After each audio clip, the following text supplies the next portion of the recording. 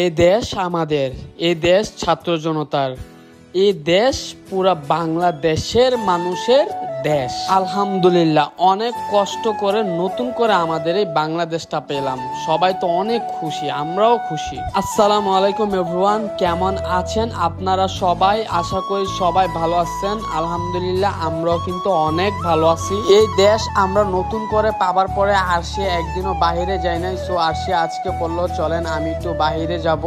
বাহিরে গিয়ে আমাদের এই দেশটাকে একটু নতুন করে দেখবো যে কেমন স্বাধীনতা, কেমন। বের হয়েই দেখি যে আমাদের কিছু স্টুডেন্ট বোন বা স্টুডেন্ট ভাইয়ারা অনেক অনেক আর্ট করতেছে, পুরো দেশের সবকিছু নিয়ে এখানে চিত্র করতেছে। ধন্যবাদ তাদের সবাইকে। যদিও আমি এখানে যোগদান করতে পারি নাই, কারণ আমি আন্দোলনের যুগ ছিলাম, বাট এখানে যুগ ছিলাম না।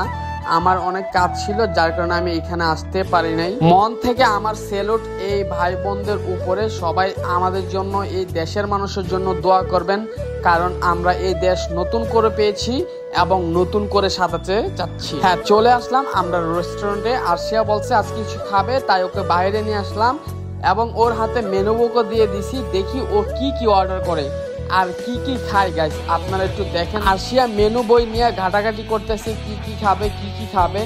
ফাইনালি ও যা খাবে সবকিছু অর্ডার দিয়ে দিছি। আলহামদুলিল্লাহ চলেও আসছে, আমরা খাবারও স্টার্ট করে দিয়েছি। আলহামদুলিল্লাহ আমার ছেলেও মাশাআল্লাহ খাইতেছে।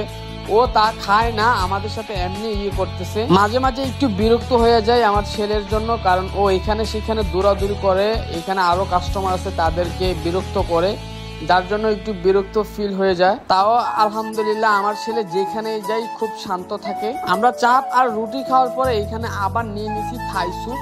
থাই স্যুপটা আমার খুব ভালো লাগে, যার কারণে আবার নিয়ে নিলাম। আরশিয়ারও নাকি অনেক ভালো লাগে, তো ও নিয়ে নিছে, ও খাবে, আমরা দুজনই খাবো।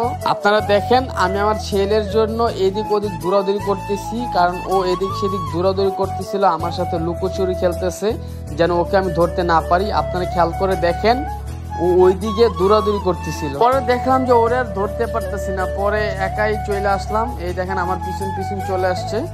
আমরা স্যুপটা খাবো, খেয়ে দেন বাসায় দিকে চলে যাব, কারণ আমার ছেলে একটু বেশি দুষ্টমি করতেছে, যেটা আবার অন্য কেউ ভালোভাবে নেবে না, যার কারণে টুকিটাকি কিছু খেয়ে ইনশাআল্লাহ বাসার দিকে রওনা হয়ে গেলাম। আমাদের ব্লগ অনেকেই মিস করতেছিলেন গাইস, যারা মিস করতেছিলেন তাদেরকে অনেক ভালোবাসি, যারা মিস করে নাই তাদেরকে অনেক ভালোবাসি।